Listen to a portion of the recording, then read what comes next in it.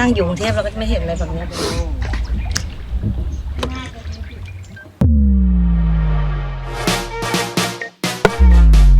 สมุทรสาครสมุทรสงคราม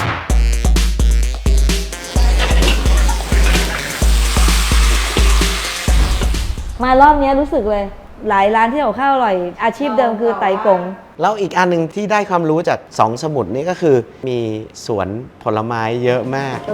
นะครับโมงนะคะระวังหัวก่อนป้าคอยบอกนะจ๊ะป้าถ้าเกิดว่าติดปุ๊บรีบพายเลยนะ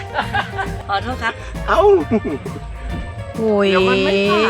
ตรงนี้นี่มันแบบโรแมนติกนะที่สุดอ่ะ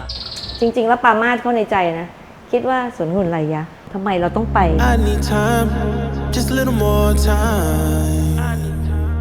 อร่อยว่ะเขาบอกว่าลิ้นจี่ค่อมของเขาคือดีที่สุดลิ้นจี่ต้นนี้200 ปีเปลือกบางเม็ดเล็กเนื้อแน่นรสจัดแล้วให้เราเก็บ2 ลูกเราก็ถามว่า ล้อกันเล่นหรือเปล่าเนี่ย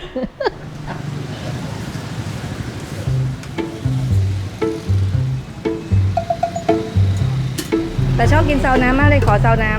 ำนี่คือพริกน้ำปลานะปกติซาวน้ำมันต้องกินกับพริกน้ำปลาดองโอ้นี่ถูกต้องตามระเบียบเลยอ่ะนี่ดูซะก่อนซาวน้ำ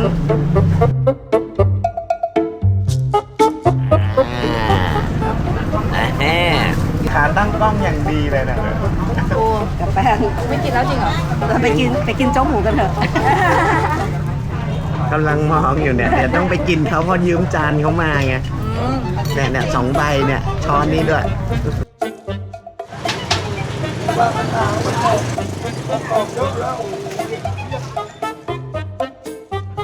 ไม่ที่จะให้ชิมไม่ใช่อะไรนะจะให้บอกว่าเป็นสมุทรสงครามหรือเปล่าคือเป็นคนชอบกินลิ้นจี่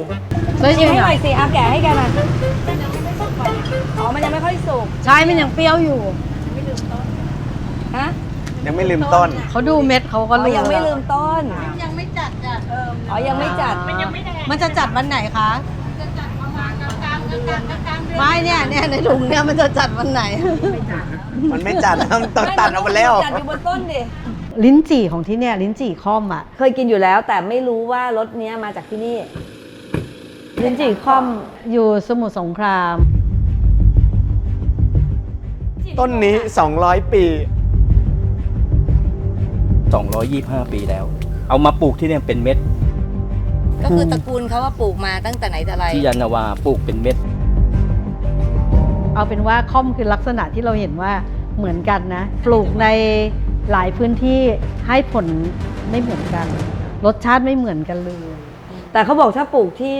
สมุทรสงครามเนี่ยแม่กลองเนี่ยจะเป็นลิ้นจี่ที่อร่อยที่สุด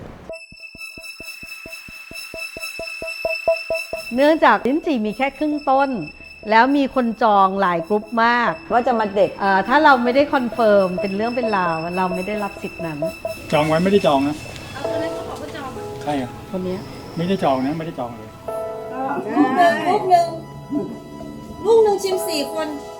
แล้วให้เราเก็บ2 ลูกเราก็ถามว่า ล้อกันเล่นหรือเปล่าเนี่ยเก็บ2 ลูกแล้วมันจะได้ประโยชน์อะไรคะแล้วเขาให้ดึงตรงข้างล่างๆเลยนะหมายถึงเราจองไว้เราต้องมาเก็บเองเหรอแต่คุยจนรักกันน่ะตอนหลังให้มากิโลนึงเหตุผลที่มีน้อยเพราะอะไรคะปีนี้เขาบอกมันไม่ติดนะครับคืออากาศเหตุผลทางวิทยาศาสตร์หนาวยาวเกินไป5 วันซึ่งเป็นช่วงที่จริงๆดอกต้องบานแล้วเขาเตรียมพึ่งสำหรับผสมแล้วแต่ดอกไม่บานก็คือร่วงหมดเลยแทบไม่ให้ผลผลิตเลยทำเลยนะเนี่ยผมนี่ครั้งแรกนี่ไม่หรอคะผมว่าทำไมแล้วเจ้าของสวนก็ไม่ได้หักเองเนื่องจากต้นน่ะมันอยู่ตามร่องสวนใช่ป่ะเพราะฉะนั้นเวลาพาดต้องมีเชือกขึงซ้ายขวาและข้างหน้าเพื่อจะดึงน้ำหนักกันพอหน่อยพอหน่อยมาดิก็ไม่เคยขึ้น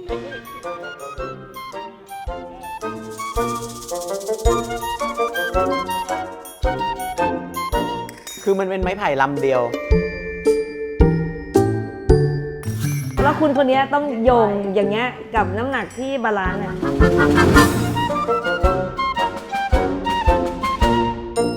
แล้วเขาก็ปีนขึ้นไปเก็บให้ด้วยนะ ฮะ เขาบอกว่าเขาไม่ได้ขึ้นต้นเองไอ้ไม้ เขาไม่ได้ขึ้นเลยเขาไม่ได้ขึ้นเลย ไม่ได้ขึ้นเองเป็นสิบปี เจ้าของสวนขึ้นเองนี่สุดยอดนะ โอ้โหซีนนี้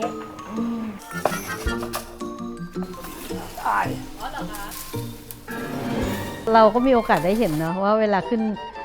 ทำยังไงแล้วก็โดยเจ้าของสวนด้วย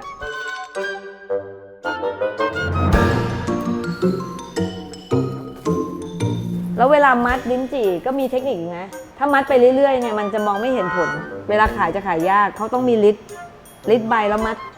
ให้พวงมันเด่น เจ้าของสวนก็มัดไม่ได้ ไม่ได้ต้องให้เมียมัด เจ้าของสวน ทำคนละหน้าที่ รุ่นยายก็คือเอามาปลูกที่นี่ รุ่นป้าก็ขยายกิ่งพันธุ์ด้วยการฟันกิ่ง ฟันแล้วก็เอามะพร้าวเปลือกมะพร้าวชำมัดไว้ แล้วก็หุ้มพลาสติกก่อนจนเห็นรากเสร็จเรียบร้อยก็ขยายพันธุ์ด้วยการขายกิ่ง แสดงว่าตอนกิ่งในทั้งจังหวัดเนี่ย เนี่ย ก็คือตอนกิ่งหมดเลย ใช่ครับ และต้น ที่เป็นเม็ดเนี่ย ดีว ต้นแรก ที่ คือเป็นเม็ด ต้น100 ปีกับต้นหนุ่มอะต้นไหนให้ผลผลิตที่ จริง ดีกว่ากั ๆ ลิ้นจี่อ่ะ4-5 ปีต้นหนุ่มจะมาออกแบบนี้ออกได้ไหมยาก อ๋อก็คือต้องเอาต้นแก่นั่นแหละ ใช่ ยิ่งแก่ยิ่งอร่อย 15 ปีขึ้นไปเนี่ยอร่อยหมด อร่อยหมด แล้ว15 ปีกับ100 ปีอันไหนอร่อยกว่า ผมว่าต้อง100 ปีที่อร่อยดิ ผมว่าชัวร์เลย เพราะว่านี่อร่อยนี่ไง กรอบนิดนึงนะ เนื้อมันดึง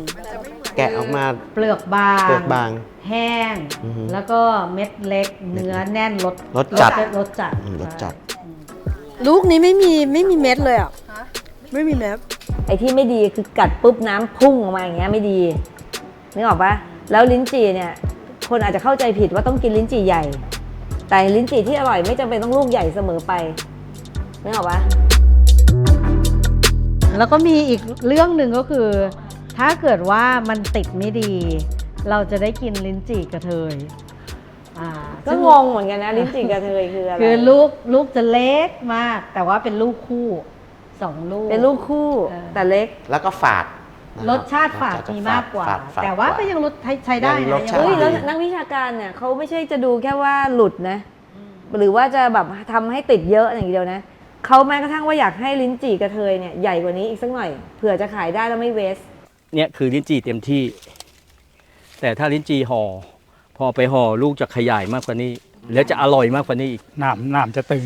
เนี่ยตอนนี้ถ้าเป็นลิ้นจี่อย่างนี้นะถ้ามีนะที่เขาขายอยู่เนี่ย400 โลละ400แต่มันไม่มี แต่งให้สวยๆ ไม่ให้มีเด็ดขาด และด้วยความที่พอลิ้นจี่มันมีผลเรื่องสภาพอากาศมากเนี่ยเขาบอกว่ามากกว่าครึ่งหนึ่งของคนที่ทำสวนเนี่ยเปลี่ยนไปปลูก ส้มโอ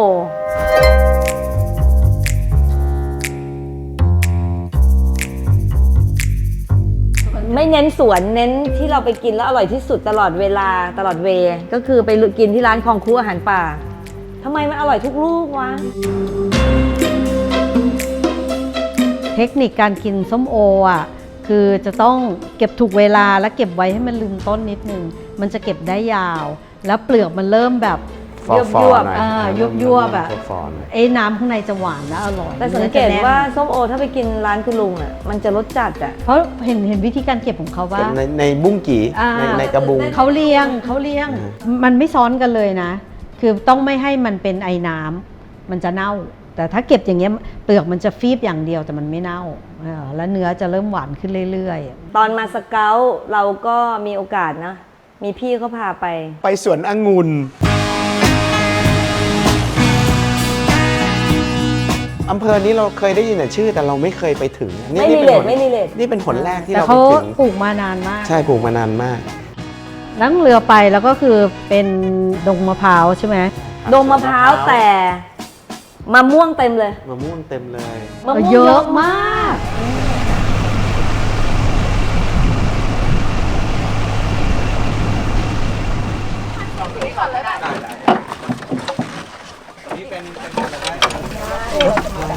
รถมาทางนู้นได้ครับ อยากกินไหม น่ากินมาก เด็ดเลย น้ำลายไหล มะม่วงอะไรอ่ะ มันขุนศรีหรืออะไร มันขุนศรี ใช่แต่ เขาจะปลูก มะพร้าว สลับนะครับ มีมะม่วงแล้วก็มีมะพร้าวเป็นสวนมะพร้าว มันเหมือนเป็นสวนเบรนอ่ะบอกไม่ถูกมีสวนหลายอย่างอยู่ในหนึ่งพื้นที่ ตอนแรกคิดว่าเขาพาไปดูสวนองุ่นเนี่ยจริง ๆ แล้วปามาสเขาในใจนะคิดว่าสวนองุ่นอะไรยะเราก็งงๆทำไมเราต้องไป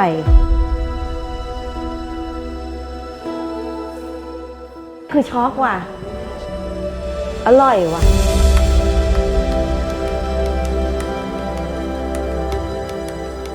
ซึ่งสวนองุ่นที่นี่แปลกปลูกแล้วมีร่องน้ำปกติสวนองุ่นที่เราเห็นเนี่ยเป็นแบบเป็นที่ราบที่นี่ปรากฏว่าทำเป็นร่องน้ำ กินองุ่นที่บ้านแพ้ว รสชาติเหมือนตอนเด็กๆเลย กลับมาสู่ออริจินอลว่าร สชาติมันร อ ส งุ่ จัด นองุ่นไม่โกหกอ่ะองุ่นมีเม็ด คือมันจะมีเม็ดนะมันไม่ใช่ซีดเลส ใช่